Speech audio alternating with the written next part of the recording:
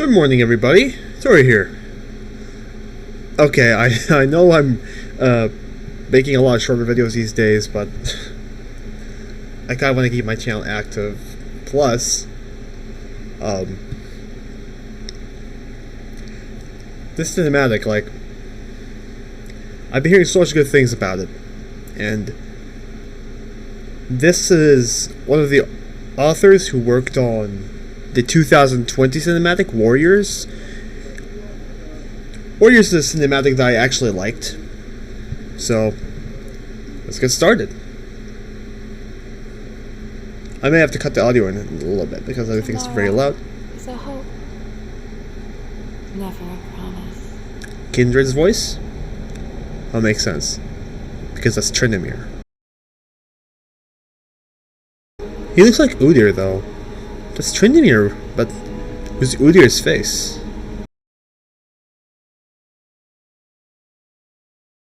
Okay, that must be Kale, and is the other person Morgana?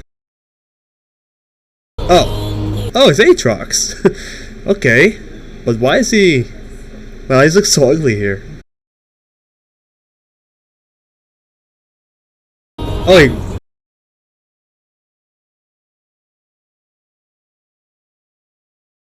wow, okay. He's so vicious. Well, okay. Oh, so that was Morgana. Did he hit Kale with a sword? Oh, okay. It is Kale Morgana. Oh, he's a giant, wow. Oh, Soul Shackles. Not gonna lie. This music is pretty good. I like it. So I just want to get my thoughts about this. I don't know why I'm doing this. Okay, so apparently because Aatrox is based off the Balrog, nobody knows how big he actually was or how tall he actually was pre-rework because he looks so different. But because this Aatrox, the Aatrox rework, clearly based him off the Balrog from Lord of the Rings, he is like almost 3 times the height of an average champ. Of an average person. So, I mean, I know his ultimate makes him bigger, but that's fate. Anyway, nice Soul Shackles, Morgana. But the thing that makes no sense is, here at least, why aren't Kale and Morgana in good terms with each other? Is this supposed to happen before? Now, this is the Aatrox cinematic we've been promised, but the funny thing is, it's not all about Aatrox. Aatrox was just slated to appear in it.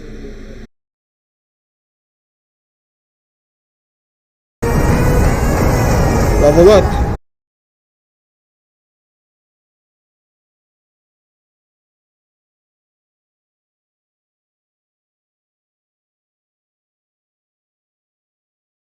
That's the ugly old Yasuo. Why do they keep making Yasuo an old man? I have no idea. Like, I prefer Yasuo's younger looking skins. I mean, I guess they thought him having a beard and his signature Yasuo ponytail looked cool, but we already have Spirit Guard Udyr for that.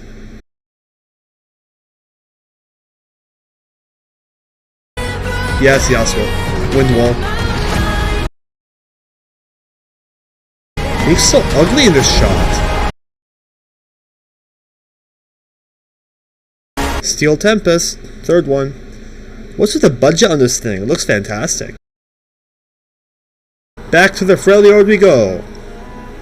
Tryndamere's corpse. That's brilliant. That's honestly brilliant visual symbolism. Hi, Udyrface Tryndamere. How are you? Is your Undying Rage up? Seriously, that champion is so weak. Why is Tryndamere in this cinematic if he's officially the worst champion in the game? Every other champion has a better Undying Rage, and they don't even have it in an ultimate. Or at least that's how it feels like.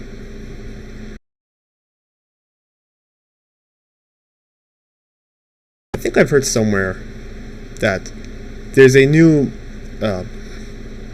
in-game mini quest that triggers when Tryndamere is fighting Kindred.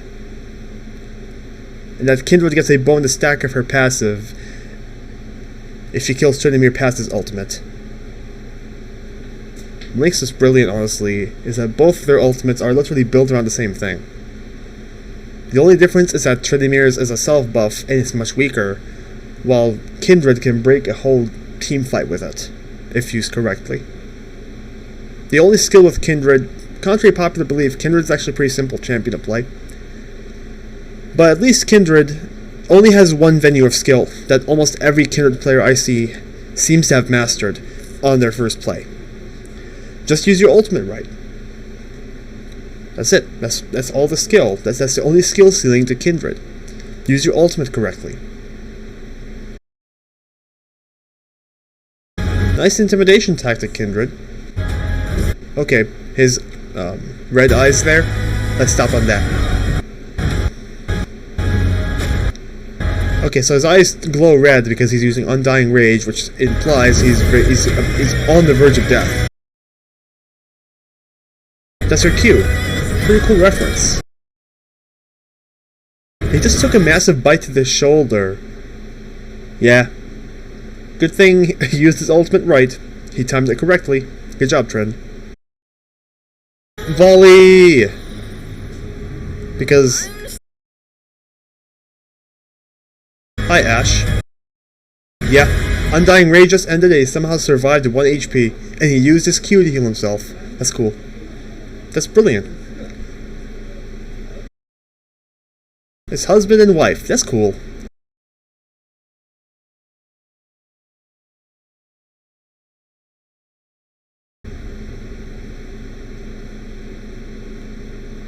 I'm not gonna lie. That was pretty good. I like it.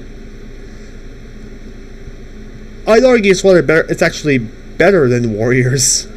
Because, well, first of all, the music is better.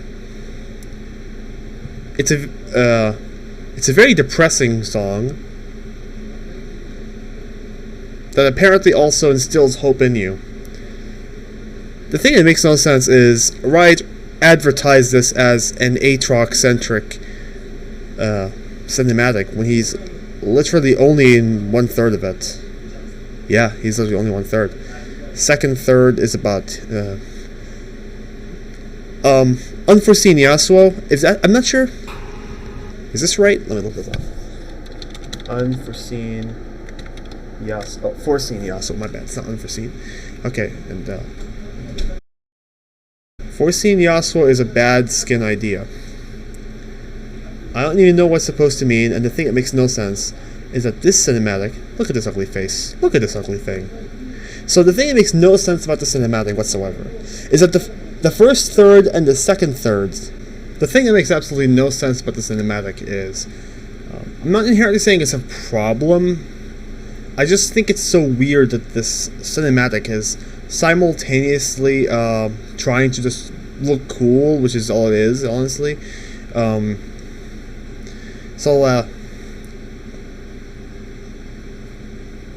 It's trying to look cool, but it's also trying to advertise a skin for Yasuo at the same time. Now, I understand that Yasuo is one of the most popular champions in the game, and he's even one of my mains. He's a champion who I like playing too. I think there's a good reason why he's so mained, is because he's so much more fun to play than Yone. He takes risk, unlike Yone. Yone only takes a tiny, meager amount of risk, which is miss your skill shots, you're useless, hit your R and hit your Q and R, and you're basically unstoppable. But I'm not sure how well Yone fares. How well Yone fares in the season 14. But I'm not really sure how well Yone. But I'm not really sure how well Yone fares. But I'm not really sure how Yone fares in season 14 as of yet. I've tested the season. It's been out for only two days because it came out on the 10th of January. Yeah, the new items were released this 2 days ago, and I think it's interesting. That's the best word I can use to describe season 14. It's interesting. It's just not. I mean, it's not that good. Not gonna lie, but I mean, sure, they did remove mythics from the games, but so good for them. But I think playing Riven is still not very fun because you still don't really have any real build variety. In fact, I'd say the Bruiser item rehaul. I'd say the Bruiser item overhaul has been the least successful transitioning they've done. AP has become much stronger now, so mages will finally stop crying after 3 years of the champions just being glorified CC bots. That also happened to just make melees feel useless. In other words, the mages were not weak in the previous 3 seasons. They were actually good. They just didn't really do much damage, and they were mainly peeled for the ADCs. But now I'm getting one-shotted by mages. They don't even have to try. A Twisted Fate, I've been told, is getting a giant buff, and the champion is so broken he can literally just one-shot a turret from full HP. Like, literally just one-shot it. He just presses W, goes to mana card, auto-attacks a Nexus turret, and one-shots it. That doesn't have any counterplay whatsoever. And also it means that there's no incentive to try to defend the push against him because he's already broken your turret by then. He's that brain dead. But I don't know why I went off on this weird tangent. So, I don't know how I went into this weird tangent, but I think it mainly has to do with Season 14 and my brief thoughts on it, and even though this video is mostly about the cinematic, Season 14 is interesting, at least. That's just the thing. So yeah, to finish this off, I like the cinematic quite a bit, actually. I like how they start this with Tryndamere and the Freljord versus Kindred. I like that. In my opinion, it's actually the best dynamic of the whole cinematic. But to start things off,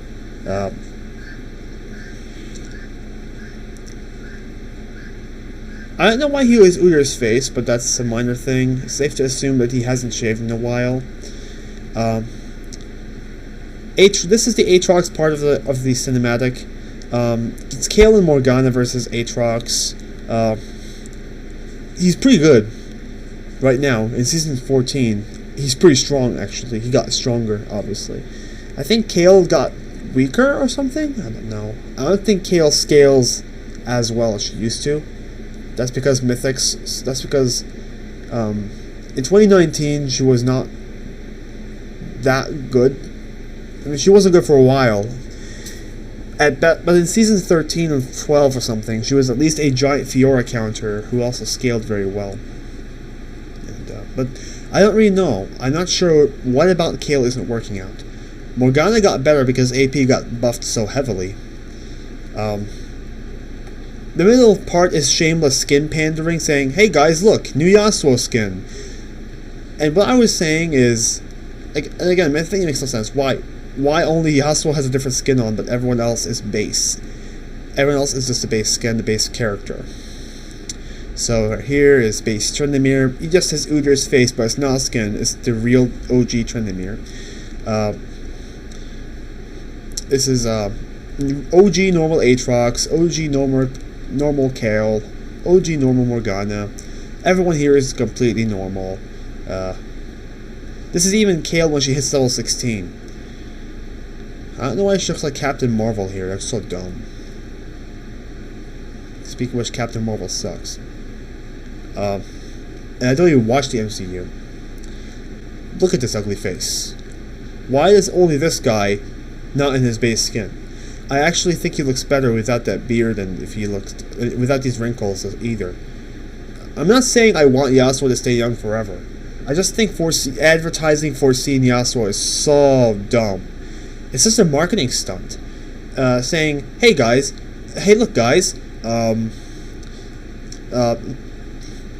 we got ourselves a new Yasuo skin. You guys love Yasuo, so there's your Yasuo skin. We're gonna put him here, shamelessly. And then we revert back to base Tryndamere. Let's find that intimidating face. Kindred's wolf. Kindred. Base Kindred. Yeah, base Kindred. Tryndamere is using his ult. Or something, yeah. He's using his ult. And then, the best part of this whole cinematic. It all fades in with volley, which signifies that Ashe appeared. And guess what? It's the same Ashe. The same old Ashe we've always known. Yeah. This is what I liked the most about the cinematic. I mean, it was so endearing to see Tryndamere's wife come and save him. Like, that was really, really heart-touching, not gonna lie. Oh, speaking of which, Song of Nunu. In my opinion, Song of Nunu is the best. It's the best of the Riot Forge single-player games. The one missed opportunity is not including Ashe and Tryndamere. Oh yeah, they should have also included Sejuani. But I think because all three of these characters have a lot of political tribesmanship, that those kinds of relationships would be hard to discuss in the kids game, because what makes Song of Nunu so fresh is that it's rated E10. It's the only League of Legends property that does not have a T rating on it, which is really cool, if you ask me. I think Riot should be more creative. Maybe the Ziggs game as well. I have not paid attention to Musical Mayhem. Is that what it's called? I don't really know.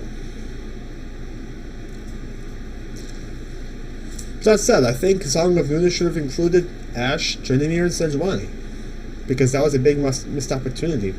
It just shows us how underexplored the Freljord is, and that's one of more interesting regions. I also like that you used your E at the end. Overall, a good cinematic, but I'm still not sure what to feel about Season 14 yet.